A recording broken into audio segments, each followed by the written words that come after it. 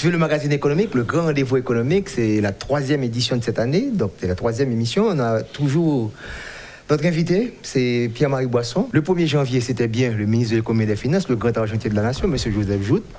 Et nous avons également le gouverneur de la Banque centrale, le rendez-vous traditionnel, l'espace Leslie de la Tour. Et nous avons avec nous aujourd'hui Pierre-Marie Boisson qui répond chaque année à notre invitation. Monsieur Boisson, encore une fois, bonjour Christophe, c'est encore vraiment un plaisir pour moi d'être à ton micro et de souhaiter à tous et à Métropole qui fête son 50e anniversaire. Vraiment 50 autres années de succès. Et vraiment une très bonne année 2020, j'espère qu'elle sera meilleure que 2019 et je souhaite vraiment que nous retrouvions la sérénité qui doit nous caractériser. Tout à fait. Comme on le sait, chaque année, avant d'entrer dans l'économie haïtienne, on fait un petit tour à travers le monde.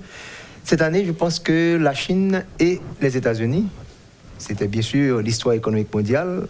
M. Trump, avec les mesures prises contre la Chine, ça a provoqué un ralentissement de l'économie tant du côté des États-Unis que du côté de la Chine. Commençons avec ça. Allons faire d'abord une perspective au-delà de la Chine pour dire un certain nombre de choses. Premièrement, c'est une année où on a observé, on avait déjà observé une tendance au ralentissement l'année dernière, mais le ralentissement a été franc cette année. C'est-à-dire qu'on est passé d'une croissance de 3,5 à peu près à une croissance de 3%. Donc vraiment un ralentissement et avec, quand on regarde les causes de ce ralentissement, évidemment, les pressions commerciales et les désordres que ceci a causé sur le commerce, le commerce mondial a connu un ralentissement brutal, passant de 3,2% de croissance l'année dernière, les échanges sont passés à 1% cette année. Et quand on regarde au niveau des pays sous-développés, c'est encore plus fort, c'est de 5 à 1. Donc le commerce a nettement ralenti. Quand le commerce ralentit, naturellement, ça ralentit aussi la demande, ça ralentit la production qui répond à la demande. Donc c'est une économie qui a ralenti. Mais je dirais qu'au-delà de ce survol, moi je m'attendais à ce que d'ailleurs on rentre en récession en réalité mondialement, enfin surtout aux États-Unis, dès le mois de juin dernier. Ce n'est pas arrivé, donc on a dépassé le record d'expansion aux États-Unis. Mais pour moi, quand on regarde les tendances sous-jacentes, et je vais parler justement de la Chine, et c'est un monde qui, au-delà de du petit ralentissement et qui pourrait se traduire par une légère croissance ou un ralentissement à nouveau cette année, et c'est un monde qui m'inquiète. Le monde est inquiétant et les problèmes entre la Chine et les États-Unis rappellent drôlement ce qui s'est passé 100 ans en arrière. C'est-à-dire que Graham Allison, qui est ancien doyen de Kennedy School, qui est un analyste très connu en matière de politique étrangère, a écrit un livre qui fait fureur depuis 2015, qui s'appelle « Destiné à la guerre ». Est-ce que les États-Unis et la Chine peuvent éviter ce qu'il appelle le piège de Thucydide? Alors Thucydide, c'était un général grec qui a participé à la guerre Péloponnèse, 500 ans avant, enfin pas 500, 400 ans avant Jésus-Christ, et qui a écrit à l'époque, il est considéré comme le père de l'histoire, qui a écrit sur l'histoire. Et Graham Allison, alors il parlait du piège de Thucydide dans le sens qu'il y a eu une guerre entre deux villes très connues de la Grèce, qui était Athènes, qui était la puissance montante, et Sparte, qui était la puissance militaire, la puissance dominante, la puissance établie. Et on a appelé ça le piège de Thucydide parce que c'est deux nations qui se sont vues comme rivales, c'est-à-dire qui faisaient partie de la Grèce, mais étaient deux villes à l'époque, deux villes puissantes. Et il y a eu la guerre péloponnèse à cause de la menace que posait la puissance montante, qui était Athènes, par rapport à la puissance établie. Et depuis là, on a identifié dans les 500 dernières années 16 situations similaires dans le monde. Et des 16 situations similaires, 12 se sont traduites par des guerres. Et quand on regarde l'une des plus connues, l'une des plus connues de ces crises-là, qui s'appelle les pièges de Thucydide, il y a celle qui a provoqué la Première Guerre mondiale, où après l'unification de l'Allemagne en 1871, l'Allemagne a connu un bond extraordinaire au point de vue économique et au point de vue de tous les indicateurs. Et a été considérée par l'Angleterre, qui était la puissance du siècle dernier, enfin du siècle avant le siècle dernier, le 19e siècle, la puissance industrielle qui s'est vue constamment, d'après elle, menacée par la croissance de l'Allemagne. Et c'est ce qui a provoqué en réalité la Deuxième Guerre mondiale. Et quand on regarde les caractéristiques de cette crise-là, on retrouve des caractéristiques très communes à ce qui se passe. Naturellement, on peut se demander, est-ce que les États-Unis et la Chine qui est, je vais vous donner un exemple très simple que vous connaissez certainement déjà, et que c'est la Chine, mesurée en parité de pouvoir d'achat, qui est la mesure la plus classique en matière de PIB, pour comparer les pays, la Chine, en 2004, représentait le 5e de l'économie américaine, 20%. En 2014, 10 ans après, la Chine a dépassé les États-Unis et est devenue la première économie au monde en matière de PIB mesurée par la parité de pouvoir d'achat.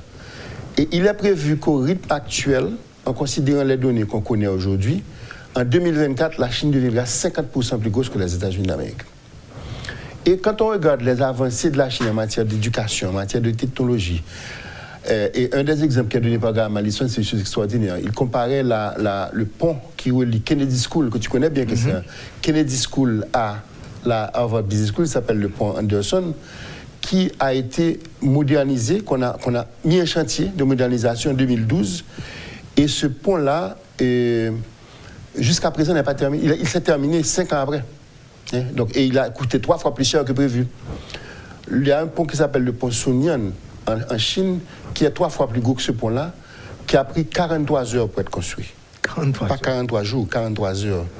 Les Chinois construisent rapidement, bien meilleur marché, tous les produits. Donc la Chine est en train aujourd'hui d'être considérée comme les États-Unis comme une menace. Et cette même situation existait entre l'Allemagne et l'Angleterre et a abouti à la Deuxième Guerre mondiale. Alors, Graham Allison a fait des exposés et a dit comment une guerre pareille éclaterait. Bon, certainement, avec l'arme nucléaire, on se dit que bon, il n'y aura pas de guerre entre la Chine. Mais une guerre n'a pas besoin d'être une guerre traditionnelle avec des fusils, avec des tanks. Ça peut être une guerre cybernétique. Et une guerre cybernétique risque de faire plus de dommages. D'ailleurs, vous avez vu la frousse qu'on a eue au passage en l'an 2000, simplement parce qu'on ne savait pas si les ordinateurs reconnaîtraient les dates. Une guerre cybernétique pourrait provoquer des désordres énormes, mais il y a deux types de guerres. Aujourd'hui, la Chine finance les États-Unis d'Amérique. Donc le seul fait d'avoir la monnaie américaine qui subirait les coups, les contre-coups de l'économie, et que la monnaie ne serait plus une monnaie de réserve, ça pourrait multiplier, ça pourrait augmenter considérablement les taux d'intérêt que les États-Unis paieraient sur leur dette. Ceci provoquerait un choc tectonique parce que vous auriez maintenant les États-Unis à augmenter leur charge d'intérêt sur leur budget, ce qui pourrait représenter facilement une récession aux États-Unis de façon chronique. Donc, voilà moi ce qui m'inquiète. Et l'inquiétude que j'ai est marquée par une autre traîne qui a été le traîne de l'année. C'est la deuxième année consécutive où on parle de l'année de toutes les contestations. L'année dernière, on parlait de la contestation en France, les Gilets jaunes. On parlait de la contestation en Grande-Bretagne avec le Brexit. On parlait de la contestation aux États-Unis d'Amérique. Aujourd'hui, les contestations se multiplient. Ce sont des contestations contre l'ordre établi. On prend le cas d'un grand pays d'Amérique latine qui est le Chili, qui a eu des désordres violents à cause d'une augmentation du ticket de métro. On parle du Liban, on parle de la Bolivie, dont le président a dû s'enfuir. On parle de j'ai parlé du Liban déjà, on parle de l'Égypte. Hong Kong, qui devient une crise extraordinaire. Donc, c'est un monde où l'ordre établi est remis en question. Et maintenant, j'arrive à un troisième train qui m'inquiète énormément et qui fait l'objet de lecture que j'ai faite, le train démographique. Aujourd'hui, la grande majorité des pays du monde font face non pas à une démographie galopante, mais à un ralentissement de la croissance. Prenons le cas de l'Espagne qui a 1,3 enfants par femme. C'est-à-dire que le taux de natalité de remplacement qui permettrait à la population de rester est de 2,1 enfants par femme. 2,1. Aujourd'hui, il n'y a que les États-Unis et le Canada qui sont en train de croître. C'est-à-dire que la plupart des pays, même dans les pays, même la Chine elle-même, on calcule que d'ici 30 ans, la Chine aura 500 millions d'habitants en moins. Parce que, et ceci peut provoquer des désordres énormes au niveau fiscal. Au niveau même en Chine, c'est extraordinaire parce que c'est venu de la politique qui a été suivie par Mao Tse-tung, le one child policy, d'avoir un seul enfant par femme. Les gens ont préféré avoir des hommes que des femmes. Il y a eu même des crimes qui ont été posés. Et aujourd'hui, le train dans l'économie chinoise, c'est qu'il va y avoir une rareté de femmes. Et ceci a des impacts énormes sur la société. Donc, c'est un trend qui m'inquiète aussi parce que la Chine elle-même pourrait avoir à ralentir à cause de ça, le PIB global. Donc, c'est un monde qui aujourd'hui est en bouleversement et qui, de plus en plus, est le lieu de conflit, de remise en question et de remise en question particulièrement de l'ordre établi. Donc voilà un tableau sombre que vous avez décrit, en effet. Et vraiment, le monde a été un monde très volatile, très violent même parfois. Et sans oublier les inégalités sociales dont on parle considérablement aujourd'hui. La croissance qui n'est pas au rendez-vous, les inégalités, et Haïti, on connaît bien, on va arriver certainement au cas ici. Et les États-Unis. Et les États-Unis également. Et dirigé par quelqu'un qui n'est pas vraiment fonctionne de manière normale. C'est avec les tweets qu'il dirige. Donc tout ceci, tout ceci pour dire que est-ce que le leadership nécessaire pour faire face à ces vents violents, à ces marées hautes, est-ce que le leadership mondial répond à ces grands défis? Certainement pas aux États-Unis. Je l'avance, bien que la plupart des gens te diront que M. Trump va être élu. Écoutez, le paradoxe, c'est que Donald Trump est un produit des inégalités aux États-Unis, puisque c'est un milliardaire lui-même. Mais rappelons-nous que les États-Unis, au cours des 30 dernières années, sont passés d'un des pays égalitaires, disons, même s'ils n'avaient pas le même degré d'égalité que l'Europe, mais ils avaient le coefficient Gini qui mesure de 0 à 1. Les pays très égaux, plus proches que 0,24, etc., et puis les pays inégaux. Les États-Unis, aujourd'hui, ont un degré d'inégalité plus élevé que la République dominicaine, par exemple. Plus élevé que la plupart des pays de l'Amérique latine. Aujourd'hui, 1%, 10% de la population, le 10% supérieur de la population américaine a 50% des richesses. Mais dans ces 10%, les 1% plus riches des États-Unis ont 40% des richesses américaines. Et quand on prend les dixièmes de 1%, c'est 20% de l'économie américaine. Donc, c'est un pays extrêmement inégal, dont les inégalités se poursuivent, et avec un gouvernement qui a été populiste à cause de ça, et à cause d'un challenge au niveau de sa clientèle blanche, mais qui, paradoxalement, est toujours populaire auprès de sa base, mais qui n'a rien fait pour corriger les inégalités. Au contraire, son programme phare, qui a été de faire baisser les taxes, a enrichi, en fait, les entreprises les plus riches des États-Unis. Hein? Et c'est cet enrichissement des entreprises, et il faut faire, c'est encore une autre inquiétude que j'ai, c'est l'enrichissement des entreprises qui, en faisant monter le stock market de 29% cette année, qui, compte tenu de la possession de plus de la moitié de la population américaine, possède des stocks, qui a créé un effet de richesse qui fait que la consommation soutient la croissance. Autrement dit, aujourd'hui, c'est une croissance qui coexiste avec une récession dans la production. Elle a dit, dans la plupart de ces pays-là, pas seulement aux États-Unis, il y a une récession industrielle. Donc, c'est à travers l'emprunt et la consommation qu'on alimente la croissance. Et cet emprunt-là n'est pas soutenable sur le long terme. Et il se fait parce qu'il y a un effet de richesse qui a été créé, qui rend l'économie plus inégale, mais qui paradoxalement bénéficie à un certain nombre de gens à travers leur possession de stock, qui crée la croissance américaine. Les deux premières guerres mondiales, les deux grands chocs ont été réalisés sur le terrain européen. Maintenant, vous venez de faire une analyse qui pourrait voir l'Asie versus l'Amérique, si on devait poursuivre votre réflexion. L'Europe n'est pas mieux lotie. L'Europe est dans une situation assez difficile. Le Brexit.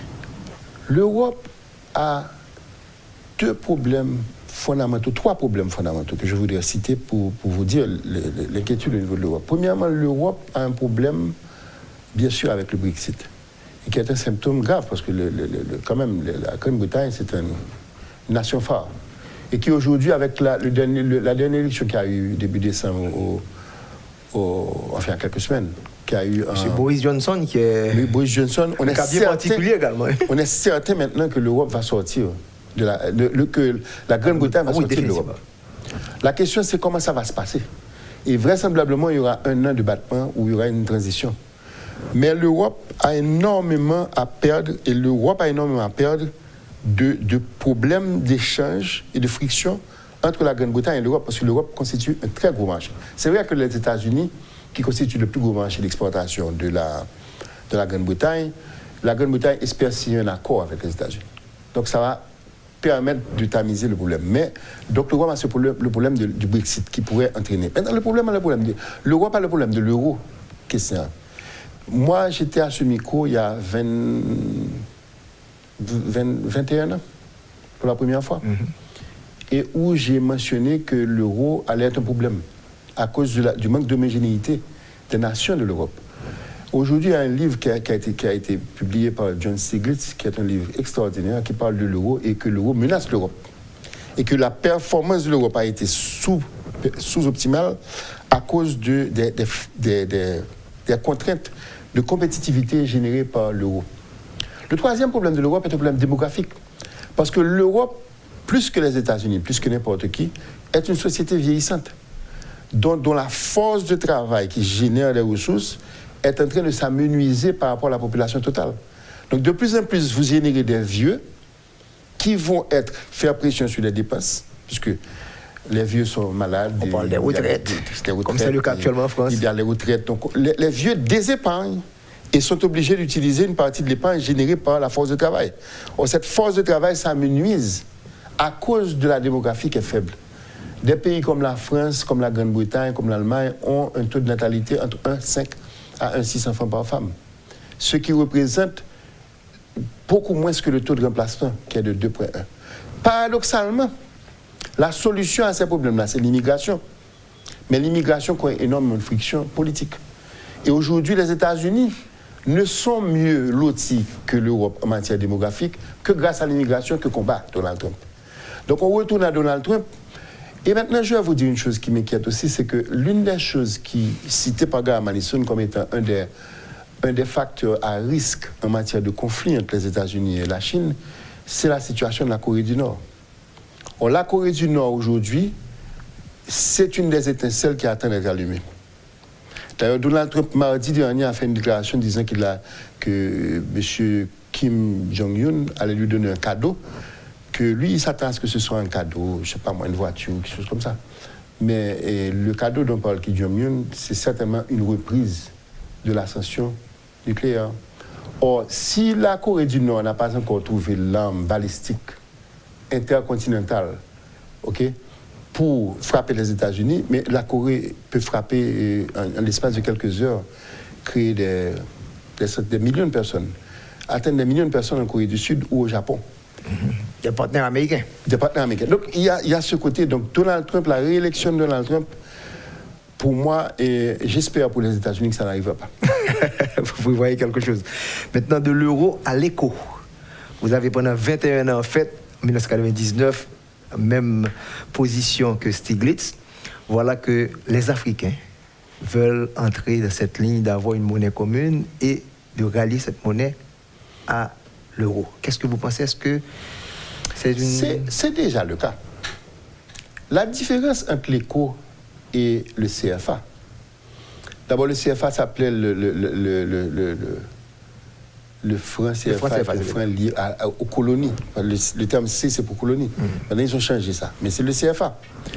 Le CFA, la différence, c'est que le CFA est contrôlé par la France et par l'Europe maintenant. Mais c'est déjà, il y a 14 pays d'Afrique, donc c'est une partie substantielle de l'Afrique de l'Ouest, qui ont une monnaie unique déjà. La monnaie unique, pour moi, est plus logique, serait plus logique pour l'Afrique peut-être que pour l'Europe, parce qu'il y a moins d'hétérogénéité. Il y a moins d'homogénéité en Europe. C'est-à-dire l'Europe est plus hétérogène en matière culturelle, en matière de langue, ici, que l'Afrique. Ceci étant dit, l'Afrique a un tas de dialectes, un tas de langues. Et l'Afrique est quand même un continent en développement. Donc avoir une monnaie unique, c'est pas une bonne idée quand on est en développement, parce qu'on a besoin d'avoir cette arme-là pour changer les donnes en matière de compétitivité. Je pense que l'éco répond beaucoup plus à une fibre émotionnelle qu'à une fibre rationnelle. Je ne sais pas si... il y a des avantages pour les touristes d'avoir la même monnaie, c'est vrai déjà le CFA, mais aujourd'hui, ce n'est pas une bonne idée quand on veut se développer avec des nations qui ont des produits qui sont non différenciés. Voilà, on a fait un petit peu le tour du monde, comme ça se fait chaque année. Et ensuite, on va nous retrouver pour la deuxième partie pour parler d'Haïti.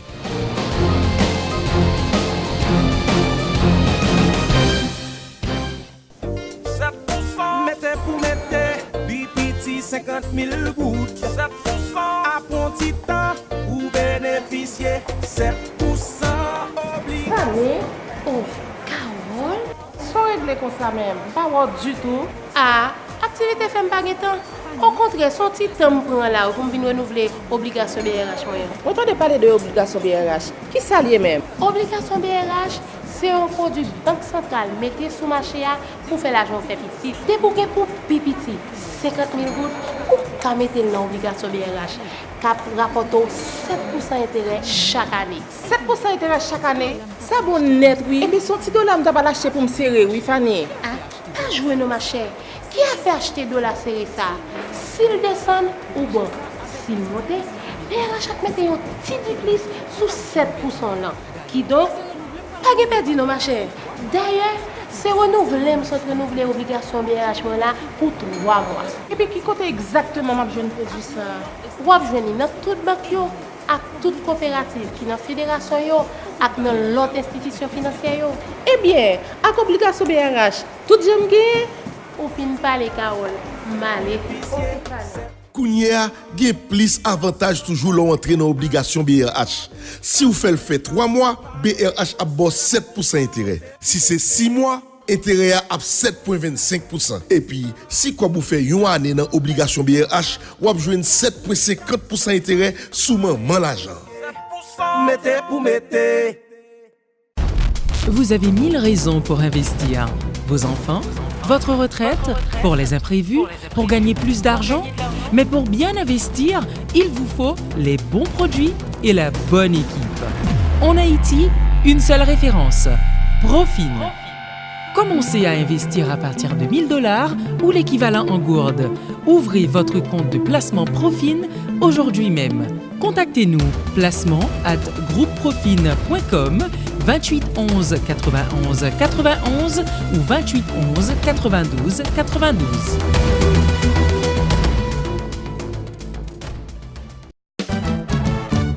Les campés à côté, la défense était là, la fais à faire marcher, toujours Jean ou tablé, ou toujours faire confiance, passer le bas performance, ou satisfait sans man, lorsque client soge bac.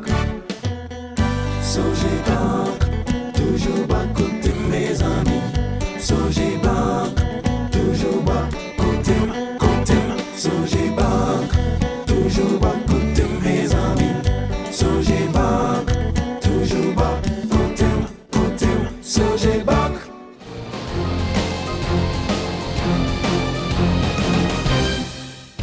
Vous suivez bien le magazine économique, c'est les grands rendez-vous annuels chaque année en début de l'année 2020, nous avons ce rendez-vous régulier, donc après le gouverneur de la Banque centrale, le ministre de l'économie et des finances, et nous avons l'économiste et Pierre-Marie Boisson qui répond à l'invitation pour le secteur des affaires. Peggy, économie haïtienne. Économie haïtienne. Bon, c'est une économie sans surprise, pas vrai, en récession. Bon, nous avions prévu ça en début d'année. C'était clair qu'avec le choc depuis le 6, 7, 8 juillet, c'était clair qu'on allait avoir un choc au niveau du tourisme. Le tourisme représente à peu près 3% en valeur ajoutée de l'économie. Donc, ces 3%, évidemment, quand on a un choc pratiquement de moitié. Hein, si on regarde la balance des paiements, je viens de recevoir les derniers chiffres de la balance des paiements sur l'année, on a à peu près 45% en moins de revenus de services.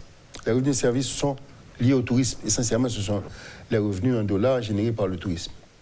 Donc, c'est une indication, bien que le tourisme, il y a un tourisme local aussi.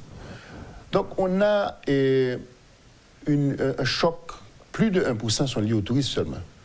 Maintenant, certainement que qui dit tourisme dit agriculture, il y a une certaine retombée sur l'agriculture, et il y a aussi une retombée sur l'économie en général. OK? Puisque les dollars générés par le tourisme permettent aussi d'alimenter le secteur importation, qui lui-même aussi crée des emplois. Maintenant, l'économie va au-delà de ce qu'on appelle le PIB. Et c'est là que moi, je voudrais dire que le choc a été multiple. Quand on regarde la balance des paiements haïtienne, on se rend compte que beaucoup des postes de la balance des paiements indiquent aussi un ralentissement des flux externes. C'est-à-dire que je n'ai pas encore calculé exactement ce que ça représente, mais sur les 3 premiers trimestres, il y a 300 millions de dollars en moins qui sont rentrés dans l'économie haïtienne que l'année dernière. 300 millions sur un total d'environ 4 milliards 1. Donc quand même, c'est énorme parce que ces 300 millions-là représentent aussi 300 millions en moins dans les importations. Maintenant, les importations, paradoxalement, les importations de biens en Haïti ont plutôt, je dirais, stagné. Il y a une stagnation. En fait, quand on prend le total de l'année, on se rend compte qu'il y a peut-être même une petite baisse. Mais enfin, disons que c'est plus la stagnation qui était visible jusqu'à août. Maintenant, la chose qui interroge quand on regarde ces chiffres-là, c'est que même le tourisme haïtien à l'étranger, qui sont mesurés par ce qu'on appelle les importations de services, a baissé de 12%. Donc, même les Haïtiens qui font du tourisme à l'étranger, et on dit toujours que le tourisme à l'étranger fleurit parce qu'il y a tellement moins d'alternatives, de plus en plus, avec l'insécurité, avec les routes qui sont incertaines et tout, les gens vont faire du tourisme en République dominicaine ou à Miami. Mais même ceci a ralenti. Et c'est un reflet du ralentissement de l'économie haïtienne. Et cette économie a été contrainte aussi par le fait qu'à cause des pressions monétaires que subissait l'État, enfin qui étaient dues au déficit de l'État, à partir, je dirais, du début de l'année calendaire, la Banque centrale s'est mise à prendre des mesures très, très restrictives. L'augmentation des réserves obligatoires a entraîné que les gouttes n'étaient plus au rendez-vous. Donc, même s'il y avait une demande pour le crédit qui est faible à cause du ralentissement de l'économie, la Banque centrale a mis un frein à la capacité des banques de faire du crédit. Donc, sans surprise, le crédit a été très faible. Mais quand il y a moins de crédit, qu'est-ce que ça veut dire? Ça veut dire qu'il y a moins de capacité même de maintenir les stocks des commerçants. Donc, ceci a été une contrainte même à l'activité commerciale. Ensuite, il y a eu le problème de sécurité qui a créé, comme tu sais, en plus des pays locs, qui créent des problèmes au niveau des villes. Mais même les transports interurbains ont été énormément handicapés par l'insécurité. Or, une économie fonctionne par échange. Donc, même si l'économie a des capacités, par exemple, il y a un secteur, il y a 2 secteurs qui représentent des secteurs positifs pour l'économie cette année. Il y a les exportations qui ont augmenté de près de 12% sur l'année. Exportation de biens, donc c'est quand même remarquable. C'est-à-dire que particulièrement la sous-traitance textile, elle fonctionne bien. Et vous avez les transferts. Les transferts ont encore augmenté cette année, bien que nous n'augmentons pas aussi rapidement que l'année dernière, où on avait eu près de 20% d'augmentation des transferts nets. Cette année, on a eu près de 7%. Mais c'est quand même des dollars qui rentrent en Haïti, qui alimentent près de 60% des familles haïtiennes. Donc, qui représentent un pouvoir d'achat. Ces transferts-là ont ralenti, mais même quand ils n'auraient pas ralenti, le fait des frictions créées dans l'économie par l'insécurité a créé que le rythme de l'activité économique a ralenti. Donc, les échanges ont fait que même ces transferts-là n'ont pas pu connaître le même impact sur l'économie qu'ils auraient eu autrement. Donc, l'insécurité a été un phénomène en Haïti et tout ceci est lié à la crise politique. Donc, vraiment, ça a été une année marquée par le politique, marquée par les contestations, bon, comme c'est le cas à travers le monde, et marquée par les effets de friction créés sur l'économie par cette situation. Malheureusement, nous n'avons pas les chiffres de l'IHSI pour les problèmes que l'on connaît et cette crise de cette institution. Moins 0,6% de la Banque centrale, moins 1,2% du Fonds monétaire international et le ministre a avancé moins 2%. Comment peut-on se retrouver à travers ces chiffres de contraction du PIB? Quand on n'a pas l'information, on est obligé d'être prudent dans ces critiques. Mais moi, je dis qu'en regardant simplement la taille du tourisme et la taille du retrait du tourisme pendant l'année, parce que c'est vraiment un retrait très important, on n'est pas étonné, on ne serait pas étonné d'avoir l'un ou l'autre de ces chiffres être vrai. Hein, puisque 2% de l'économie, si vous avez déjà un touriste qui représente 3% en poids de valeur ajoutée de l'industrie elle-même, qui baisse de 45%, bon, 1,5 ou 1,3% dû au tourisme seulement, serait facile à accepter. En plus, ce tourisme a un impact interne, notamment sur la production alimentaire. Mais la production alimentaire elle-même, on a eu des années, on a eu plus de 3 millions d'Haïtiens qui sont aujourd'hui en situation précaire. Donc, la production agricole, probablement dans certaines régions particulièrement, a eu à souffrir. Et nous savons que c'est une année que quand une année souffre au niveau des échanges à cause de l'insécurité, c'est l'un des principaux secteurs à être touché, c'est l'agriculture. Parce que vous avez une production agricole, notamment par exemple, je regardais que quelqu'un m'a envoyé des avocats de Campéré. Mais c'est incroyable, c'est-à-dire que ce sont des avocats fantastiques. Mais quand on pense à ce qui se passe sur la route du Sud, l'effet bénéfique de ces avocats sur des centres de consommation comme Port-au-Prince, qui représentent plus de 80% de l'économie, si vous avez des problèmes à Carrefour, la production agricole va se gaspiller. Donc alimenter le principal marché. Donc forcément, l'insécurité et le pays LOC a eu un impact sur la capacité de commercialiser. Et si vous avez une capacité de commercialiser affaiblie, automatiquement la production est affaiblie. La chaîne de l'offre a été très affectée en fait. Et l'inflation, autour de 20%. Ouais, là encore, bon. Il faut dire que de l'inflation de 20%, il y a une déconnexion cette année qui s'est faite entre l'inflation et la masse monétaire, parce que la goude, à partir de, je dirais, du deuxième trimestre, les mesures de la Banque centrale ont raréfié les goudes. On produit un effet de baisse considérable de la croissance qu'on avait observée au cours du premier trimestre. Au cours du premier trimestre, on avait eu une croissance très importante de la masse de goudes en circulation qui a été freinée par à la fois la Banque centrale, et je vais vous expliquer pourquoi, mais aussi à travers les dépenses publiques. Parce que l'État a enregistré, et le ministre des Finances était à ton micro, j'ai été même étonné de l'importance du chiffre, l'État a accumulé 23 milliards de gouttes aérées d'après le ministre des Finances. Ceci représente, au taux de fin d'année, ceci représente près de 250 millions de dollars américains. Je sais qu'une bonne partie de ces aérés sont dus au secteur de la construction, qui se plaint beaucoup de ne pas avoir été payé depuis 2 ans. Donc la construction a eu un choc. Les fonctionnaires publics, c'est le ministre des Finances qui le dit, on voit les contestations, ont eu un choc, et au niveau du pétrole. Donc, ces arriérés-là ont été une des raisons pour lesquelles on a une moindre demande de crédit, on a une moindre demande de commerce. Et donc, tout ceci serait auto-alimenté, voyez. Donc, c'est une économie qui a souffert de multiples effets de contraction cette année, et on espère que on puisse résorber nos différences et on arrive à retourner, comme je l'ai dit en début d'émission, à la sérénité. Vous voulez dire qu'en général, l'inflation alimentée par la masse monétaire, les crédits, l'effet d'éviction, c'est surtout l'inflation aurait dû être moindre que 20%. Mais il y a eu un effet d'inertie. Et alors, je dois vous dire que l'effet de l'insécurité et l'effet du pays LOC a 2 effets contraires sur l'inflation. Premièrement, vous pouvez avoir un ralentissement de la masse monétaire, ce qu'on a observé. Naturellement, il y a eu l'incertitude qui s'est mise de la partie, et vers le mois d'avril et mai, on a eu un dérapage du taux de change qui n'était pas monétaire. Et ce dérapage a gardé le taux de change à un niveau plus élevé qu'il aurait été en regardant seulement la monnaie. Mais paradoxalement, il y a aussi les chocs d'offres. Quand vous avez des situations où le pays a des problèmes de circulation, c'était arrivé par exemple au départ de M. Aristide, alors avant même. Non, c'est ça, au départ d'Aristide, après le départ d'Aristide, le pays a été coupé en 2. Gonaïve était coupé en 2 au moment du départ d'Aristide. Donc ça a provoqué une inflation parce qu'il y avait une rareté de produits dans certaines régions du pays qui venait du fait que le Nord n'arrivait pas à communiquer avec l'Ouest. Donc ces situations-là peuvent créer des effets de rareté de produits agricoles qui viennent à se traduire par une augmentation des prix aussi.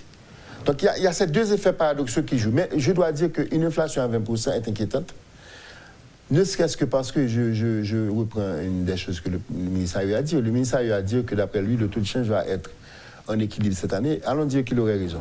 Si le taux de change est en équilibre, mais qu'il continue lui à dire qu'on va avoir une inflation de 20%, donc si on continue à avoir une inflation de 20% et que le taux de change fait du surplace, qu'est-ce qu'on va avoir? On va avoir 20% d'augmentation du salaire minimum. Et donc toutes les industries, y compris l'État, qui doivent augmenter leur salaire, vont se retrouver dans une situation où il va falloir ses gouttes pour payer ces salaires-là. Or, l'industrie de sous-traitance, par exemple, elle va avoir un effet ciseau, puisque leurs chiffres d'affaires ne vont pas suivre l'inflation. Donc ça va être le même cas pour le tourisme, ça va être le même cas pour l'agriculture. On a noté qu'en mai, lors de l'accélération du taux de change du dollar par rapport à la goutte, la Banque centrale avait réagi en augmentant les taux directeurs. Oui. Et on craignait que ça provoque une situation extrêmement négative sur les firmes, le système financier. Oui. On a parlé d'arbitrage difficile, de choix difficiles. Comment gérer ce genre d'économie, choc politique, provoquant stop de supply chain, et pas un problème vraiment monétaire, mais on doit prendre des décisions monétaires. dans les livres économiques, vous avez retrouvé ce genre de choses quand même? Oui, tout à fait. Le choc, la politique monétaire restrictive est un instrument imparfait.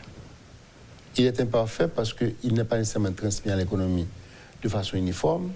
On a vu ça dans le sens inverse dernièrement. La plupart des banques n'ont pas encore rajusté leur taux en fonction de la baisse de la Banque centrale.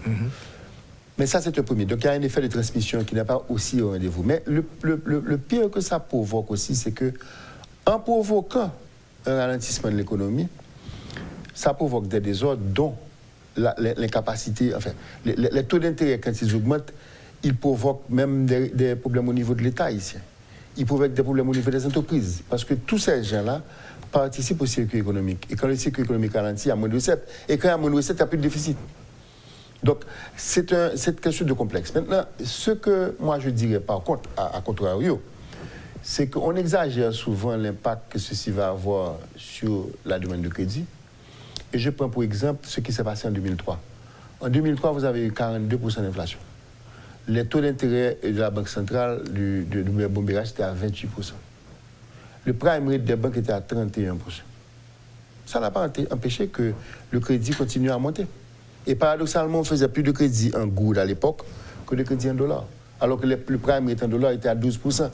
Et même l'impact que ça a sur les entreprises est très souvent exagéré parce qu'une entreprise bien gérée a un service de la dette en général, une entreprise commerciale, industrielle classique, de l'ordre de 5% de son chiffre d'affaires.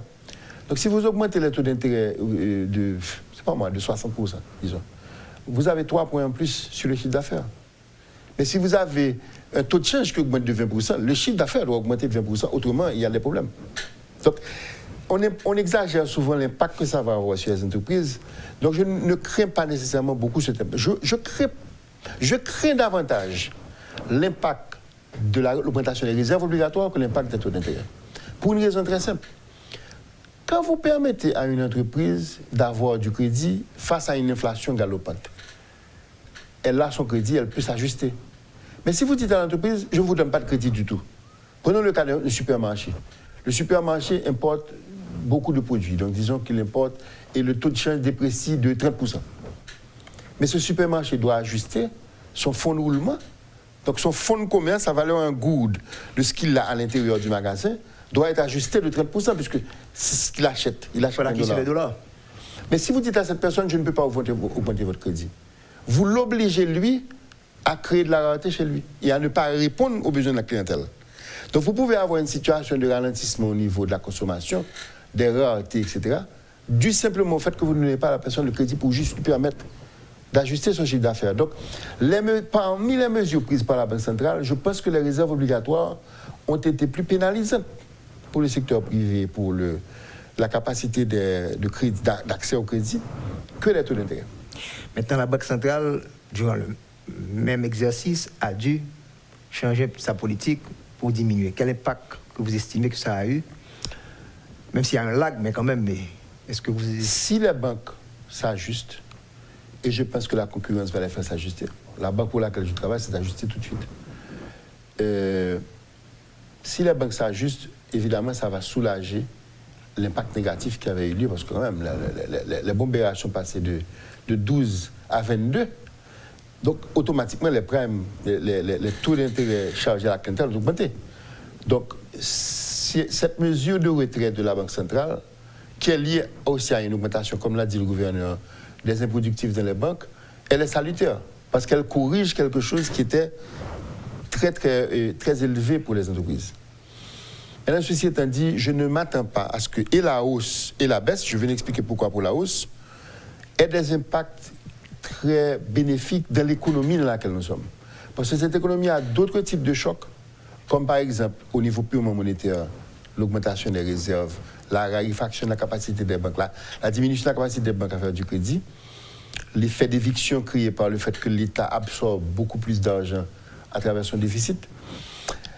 Donc je crois que, toutes choses étant égales par ailleurs, l'impact des taux à la hausse et à la baisse ne sera pas aussi important qu'on pense. Vous avez anticipé le taux de change. En fait, le ministre l'a dit à votre place qu'une stabilité, le même langage que la Banque centrale. Donc vous estimez qu'avoir un taux d'inflation du même niveau, ce serait difficile de... J'espère, et ce serait pour moi peut-être une petite critique au ministre des Finances, j'espère que si effectivement on maintient tout ce qu'il a dit, qu'il arrive à augmenter les recettes, puisqu'il a prévu 95 millions, je crois. 1 milliard. 95 milliards de gouttes de recettes. J'espère que ça va faire baisser 85 milliards. 85 milliards, ok. J'espère que ça va faire baisser l'inflation, puisque je crois que son budget est en équilibre. Bon, il y a certains éléments du budget que j'ai regardé rapidement, que je pense qui sont difficilement réalisables. Parce que comment avoir 8 milliards de bons BRH, alors que les banques n'ont pas de good? Parce que les bons BRH, pas les bons BRH, les bons du Trésor, pour en acheter, il faut avoir les goods. Mais si la Banque centrale a pris les goods à travers l'augmentation des réserves, comment on va faire pour générer les 8 milliards? Ça, je n'ai pas encore très bien... C'est possible que ce soit à travers la Banque d'État, que la BNC, mais mes chiffres me donnent que je pense difficilement qu'on arrivera à arriver à ce chiffre. Donc, pour intégrer le public dans la discussion, vous voulez dire que le ministère des Finances est très optimiste en voulant rechercher 8 milliards de goods sur le marché financier pour combler et pour compenser. Je pense qu'il est très optimiste, donc je pense que ces 8 milliards-là, il n'arrivera pas à ça. Je pense qu'à regarder le système bancaire aujourd'hui, j'ai des difficultés à croire que ceci va se réaliser, sauf si il y aurait création monétaire.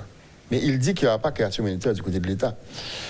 Et je ne vois pas le crédit en good redémarrer, puisqu'il y a des réserves obligatoires très élevées encore. Donc si la Banque centrale ne baisse pas ces réserves-là, je ne vois pas comment les goods vont être générés. Ouais. Qui achète en général les bons du Trésor? En général, ce sont les banques d'État. Les banques d'État. Très peu de bons du Trésor, à ma connaissance, ont été achetés par les banques commerciales privées. Donc c'est un financement non banque centrale, mais... C'est un financement de l'État à l'État. Mais à travers une banque, bien sûr.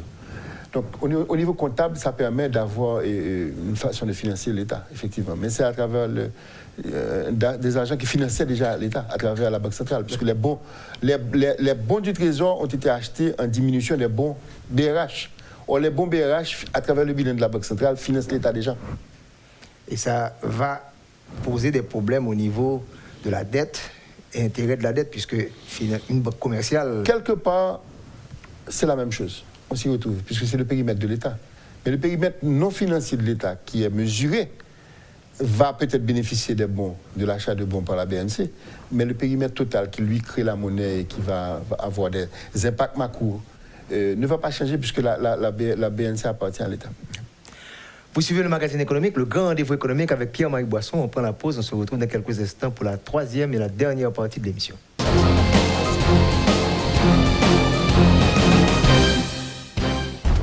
Vous avez 1000 raisons pour investir. Vos enfants, votre retraite, pour les imprévus, pour gagner plus d'argent. Mais pour bien investir, il vous faut les bons produits et la bonne équipe. En Haïti, une seule référence, Profin. Commencez à investir à partir de 1 000 $ ou l'équivalent en gourde. Ouvrez votre compte de placement Profin aujourd'hui même. Contactez-nous, placement@groupeprofin.com, 28 11 91 91 ou 28 11 92 92.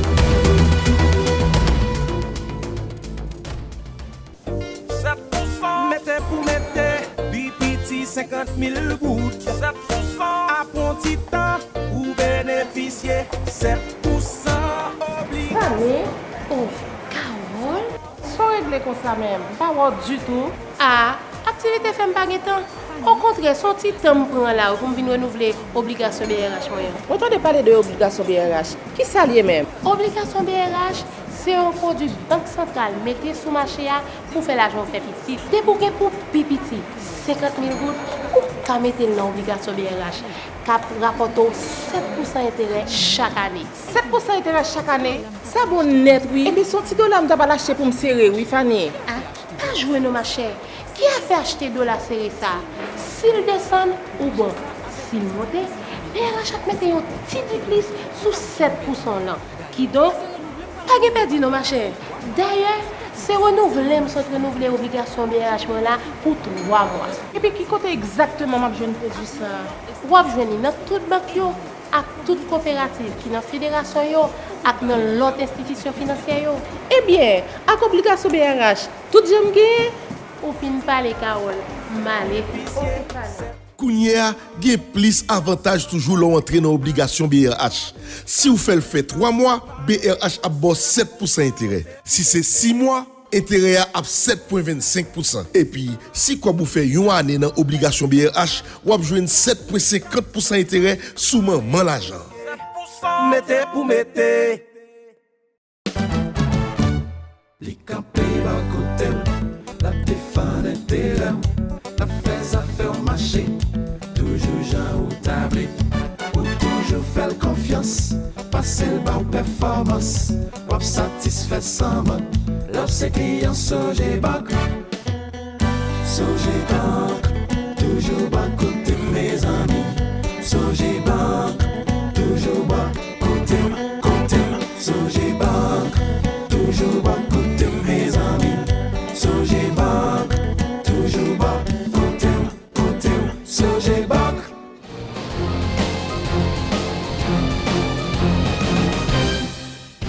Vous suivez le magazine économique, le grand rendez-vous économique, c'est la 3e édition de cette année, donc c'est la 3e émission. On a toujours notre invité, c'est Pierre-Marie Boisson.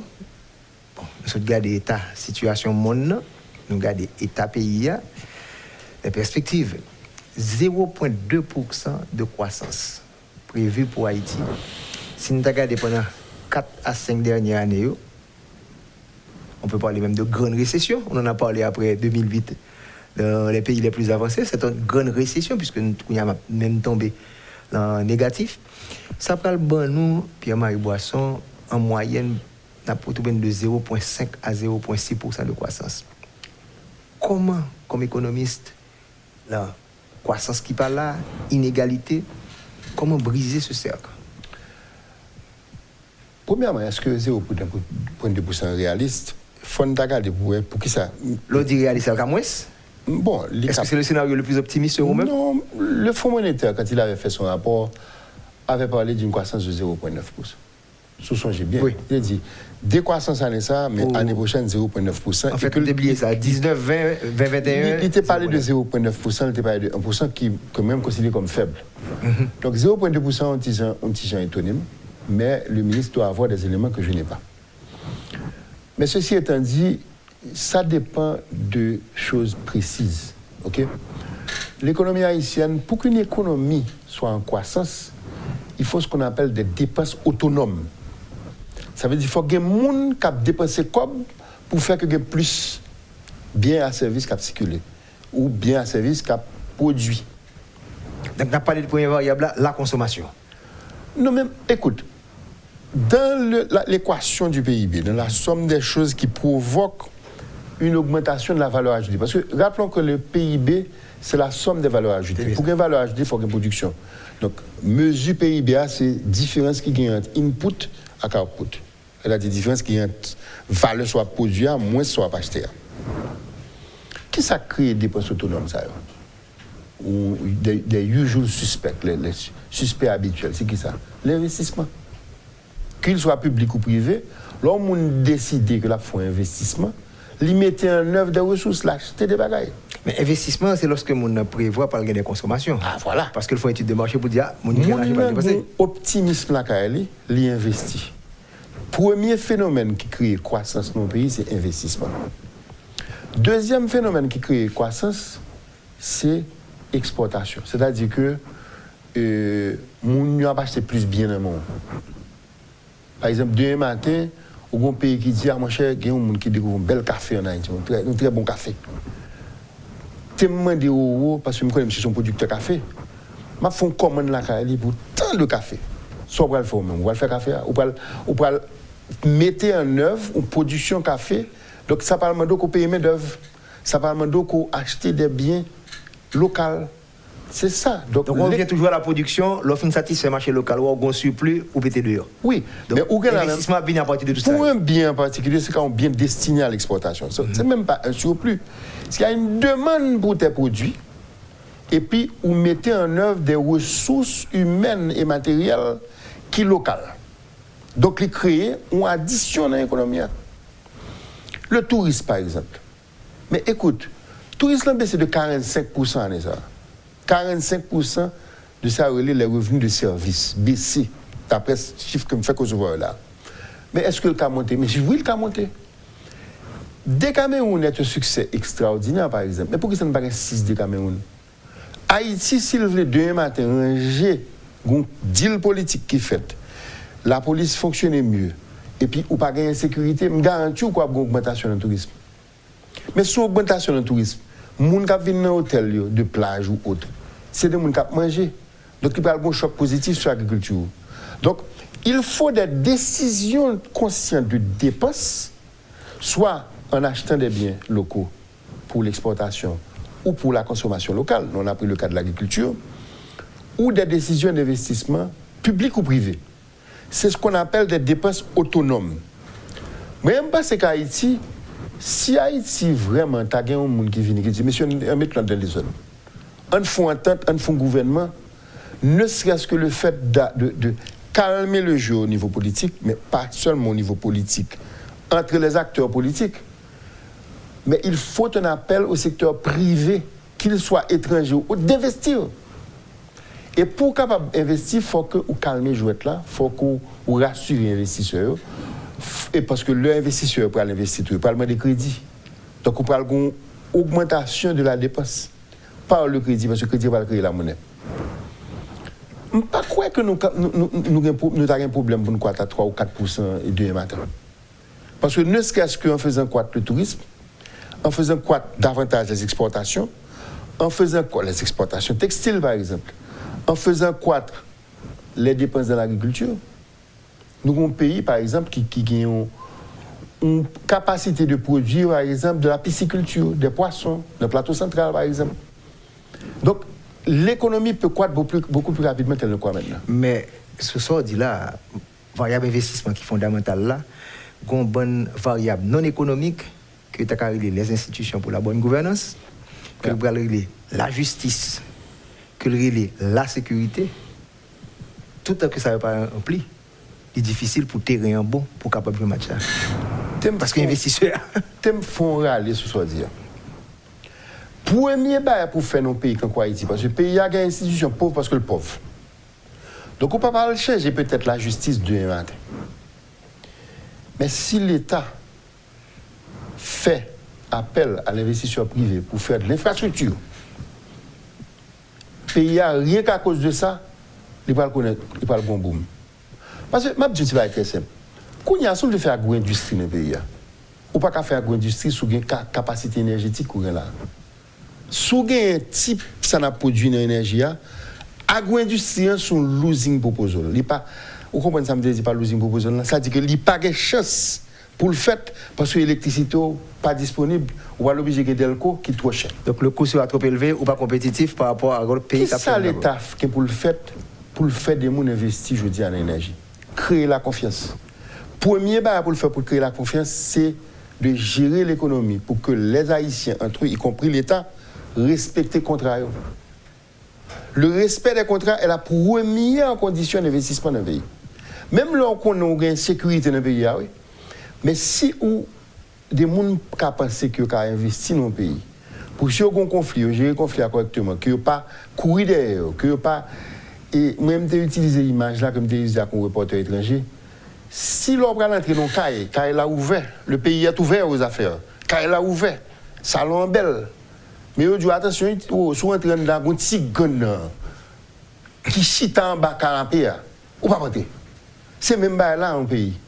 Si le pays n'a pas accueilli, si le pays n'a pas déroulé tapis rouge pour investisseurs, pour qu'ils investir, ou pas de investissement premièrement dans l'infrastructure, et notamment dans l'électricité, ou pas de gain croissance. Parce qu'on n'a pas les conditions réunies pour le monde capable de faire un soulier en Haïti. Mais là, je tenais encore à l'aspect de transparence. Je tenais à l'aspect que, où tu parlais de confiance, il faudra que je sois là clair, tant du côté secteur public que secteur privé, et nous de la population également. Que nous connaissons tout deal qu'a fait. Parce que la crise que nous vivons là, il faut qu'on manque de confiance partout. Et il faut, on va un double tranchant. Le conflit, où est la société qui vit là, et ce n'est pas vrai sur mon Haïti, c'est vrai partout. Où est les réseaux sociaux, il y a un problème là-dedans. C'est sûr.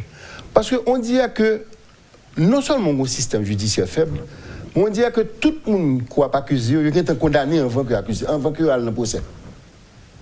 réseaux sociaux condamnés, ils disent un tel coupable. Un problème haïtien, un problème international. Un problème international. On va l'obliger ou le river ça. Il faut que l'État calme le jeu de ça.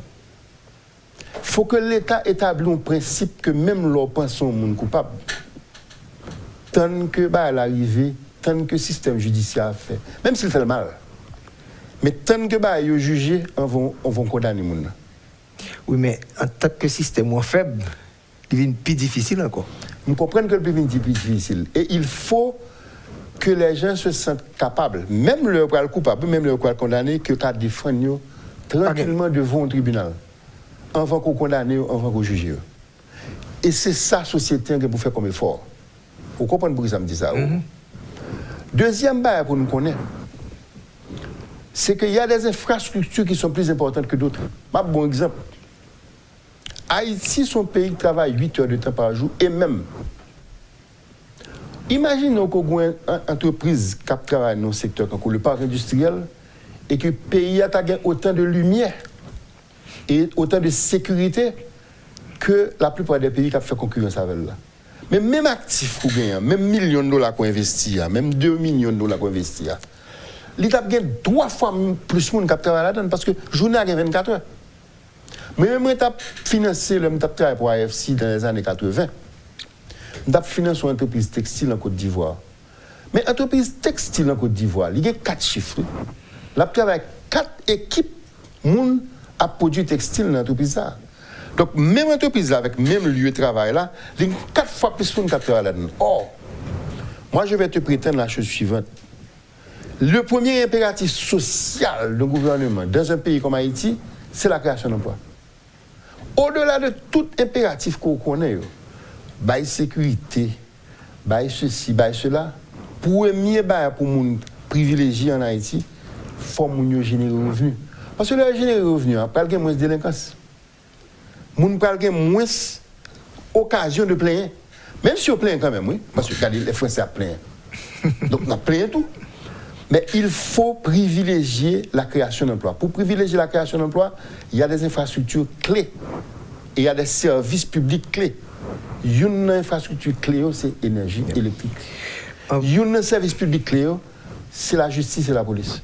Avant de fermer l'espace, parce que nous allons finir avec l'autre partie, est-ce que du côté du secteur privé, problème de confiance qu'on va parler là, est-ce qu'il y a un travail qui peut faire tout de transparence, que les contrats signés, on fait public là, qu'on est salié, qu'on presse économique qui a développé qu'on y a là, parce que confiance là, nous connaissons que le faible. Parfaitement raison.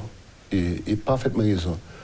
Maintenant, il y a peut-être eu dans ceci un certain marronnage. Nous sommes des marrons. Mon cher, ma bonne petite blague qui était bonne là, il dit, mon cher, mon oncle, je suis me prêter comme. Et puis, quand le monsieur a caché, le monsieur a prêté tout table là, il dit, monsieur, c'est qui problème? Monsieur dit, parce que, mon camarade qui doit là, si moi, monsieur n'a pas embarrassé. Donc, je me cache pour monsieur. Ok, ça, son image m'a utilisé pour dire la chose suivante. Lors d'un secteur, par exemple, où on fait concurrence en série de monde, et puis on connaît un problème, un cacachat. Ou pas le même cachet en bas table. Donc la société haïtienne vit dans une telle, ou bien dans un manque de transparence, ou bien dans un excès de transparence, où les réseaux sociaux condamnent, les gens veulent condamner, etc., que finalement tout le monde a tendance à pas parler. Ils cachent dit, mais même que honnête, si me parler, n'est qui malhonnête pour l'accuser de tous les maux de la terre, et puis les réseaux sociaux, il ne pas le faire. Donc il y a un signal à donner qui est complexe, qui est à la fois transparence, mais qui est aussi, monsieur, on ne pas condamner les gens avant de juger. Nous avons tendance là quand nous remet condamner les gens. Et nous condamnons vite. Et ce signal doit être donné par la tête. Et parfois, on compte que les malheurs, ils vont l'autre monde en quelque sorte. Vous comptez les malheurs, ils vont l'autre monde. Et je pense que la société haïtienne là, gagne pile pour l'apprendre de crise ça. Et si nous apprenons ça pour l'apprendre, moi-même, je suis optimiste. Parce que je pense qu'il y a tellement de choses qui peuvent faire en Haïti. Je prends le cas de monsieur, nous avons 150 km de plage. Nous avons la meilleure cuisine de toute l'Amérique latine pour moi-même. Nous avons un art qui est enragé. La musique haïtienne est connue jusqu'en Afrique. Nous n'avons pas qu'à nous vendre. Ne serait-ce qu'avec le secteur touristique, nous avons créé une valeur ajoutée en Haïti extraordinaire, nous avons créé une croissance très importante et avec naturellement des retombées sur l'agriculture. On va retrouver optimiste, même pessimiste, parce que je me rappelle que je vivre bien période d'embargo. Je pense que moins 1,2, moins 2%, nous arrivons, nous pas qu'à descendre toujours. Pierre-Marie Boisson, on connaît très bien deux facteurs qui dérangent l'économie haïtienne, c'est en général les désastres naturels avec des désastres que nous faisons nous-mêmes. Et ça nous fait là, je vous dis, là. Nous commençons cette décennie avec moins 5,5% de croissance tremblement de terre. Ça, c'était extraordinaire, c'était spécial. Voilà que nous pensons que nous ne pas descendre toujours, alors que ça t'a frappé plus pendant 40 dernières années. C'est l'embargo 90, 91, 94. Donc, il y a des possibilités. Si nous avons une entente politique, pour nous continuer à descendre toujours. Oui, c'est vrai. Paradoxalement, nous ne pouvons pas descendre trop fort, quand c'est le cas de Venezuela, qui a le plus grand indice de misère au monde. On a un indice de misère, c'est l'addition de l'inflation et du chômage. Bon. Qu'on a plongé tout là dans la... Le PIB vénézuélien a chuté de 30% en 3 ans. Et l'inflation est à 150%. Donc, nous battons. OK? Nous-mêmes, je pense que nous avons un risque inflationniste, c'est sûr, parce que nous avons tendance à alimenter l'inflation à travers la planche à billets créée par l'État. OK? Mais nous tellement bas que je ne peux pas attendre à ce que l'économie haïtienne décroître à rythme que nous avons au Venezuela décroître là. Parce que nous n'avons pas de côté pour aller encore. Nous avons baissé 1%, 2%, mais l'économie haïtienne est essentiellement alimentée par les transferts de la diaspora qui n'ont même pas dépendent de ce qui passe en Haïti. Donc, bon an, 60% de la population haïtienne a besoin de transfert. Vous avez dit que le transfert ça a voué à un certain moment à disparaître. Pour le moment ça est loin. Parce que je pense que l'immigration, il va continuer. Donc, choc touristique, nous prenons, comme très souvent, c'est diaspora qui vient, donc quelqu'un n'a pas venu, il faut pour nous. Il y a fouillé pour nous parce que continue à fouiller pour nous. Année ça qui n'est pas bon du tout. Hein. Les transferts ont augmenté de 7%. Donc il y a eu un meilleur comportement. Malgré que le transfert Chili est pratiquement à l'arrêt. Oui. Mais sans compter que le transfert Chili, on ne va pas tourner, non, il continue de travailler en Chili. Donc on continue à voir les transferts. Oui. Le transfert n'a pas baissé. Il n'a pas augmenté, mais pas baissé. Bon, donc le transfert va continuer à alimenter partie services économiques. Et je ne pas croire qu'il y a une grosse récession. Même parce que nous avons facilité pour nous reprendre. Malheureusement, que nous ne pouvons jamais joindre. Parce que, encore une fois, la première chose qu'il faut faire en Haïti, c'est de calmer le jouet là au niveau politique. Pour premièrement, nous recommencer à gagner des capitaux externes à travers le public, mais surtout que nous orienter l'économie vers des dépenses autonomes d'investisseurs locaux et étrangers dans la création de richesses. Je pense que ça n'a fait. Et si nous faisons, nous avons une croissance d'au moins 4% par an. Mais cette stabilité politique, c'est le président supposé, n'a pas hypothèse là, il était jusqu'à fin mandat. Opposition, il était sous position radicale, ou prendre des chocs. Là, bon, même bagaille qui était en 91-94. Si on n'arrive pas à s'asseoir, au moins à dire que pour cette population, que ça n'a fait pour lui. Ça, c'est vrai. Et la perspective que si ça continue, nous ayons au moins une stagnation. Et pour moi, la stagnation, c'est une forme de décroissance parce que la population continue à croître. La population haïtienne augmente aujourd'hui au rythme de 10%, à peu près 1,3, 1,5%. Les chiffres diffèrent, mais c'est à peu près. Donc, un chiffre intéressant que l'UNICEF publié pour 1er janvier. Nous faisons, entre la République dominicaine et Haïti, nous faisons à peu près 200 bébés en plus que dominicains. Oui. 1er janvier. Et au Congo, on va qui favorise. Il y a quoi à 5%, nous décroître nous-mêmes année ça. Mais oui, c'est ça qui est grave. Parce que même si c'est pas. Et qui ça a fait croissance dominicaine? Pas rien, non? C'est pas rien d'extraordinaire. Sans cet esprit là, savoir touristes là, investissement étranger, investissement privé. Il y a un pays que je citer comme exemple, l'île Maurice. L'île Maurice, en 1968, à l'indépendance, tu as $200 par tête. $200 par tête. Mais l'île Maurice, je dis, il y a plus de $9,000 par tête. Qui sont quoi l'île Maurice fait pour arriver là? Le textile à tourisme. Première phase croissance l'île Maurice, c'est même pas avec nous, c'est textile à tourisme. Le tourisme, depuis les années 40, nous là-dedans. Textile, Duvalier, en 70, Taïwan de la Caraïbe. On parle de la Chine. La Chine continue à être un pays avec un PIB par tête relativement faible par rapport au reste du monde. C'est ça. $10,000 par tête qu'il y a. Parce qu'il y a la plus grosse économie au monde, mais il y a $10,000 par tête. Les États-Unis ont $65,000 par tête.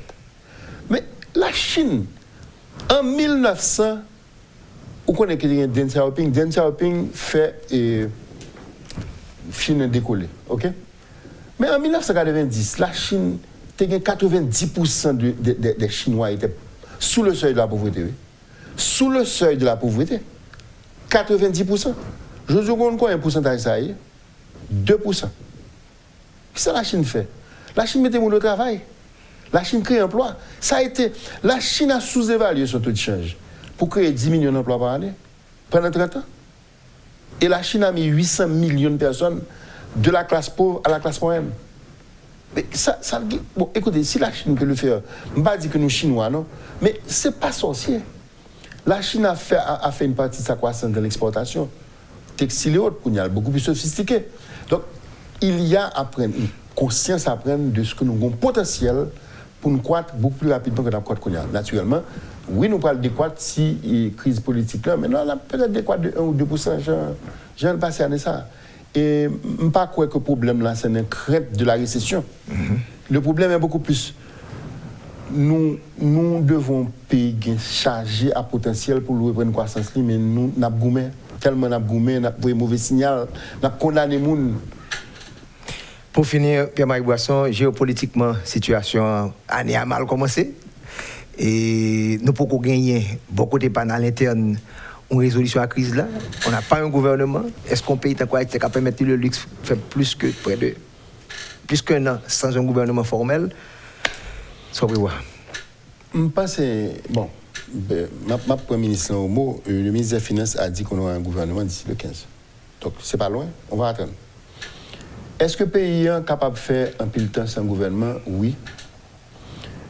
Paradoxalement, il y a un pays qui fait l'actualité à travers le monde pendant l'année, c'était Israël. Hein, oui, beaucoup plus passé nous. Il a fait 1 an sans gouvernement. Ouais. Hein, chaque fois qu'un gouvernement est obligé de faire élection. Non, chaque fois qu'il faut élection, il y a sous 3e élection qu'il peut le faire 1 an là. Bon.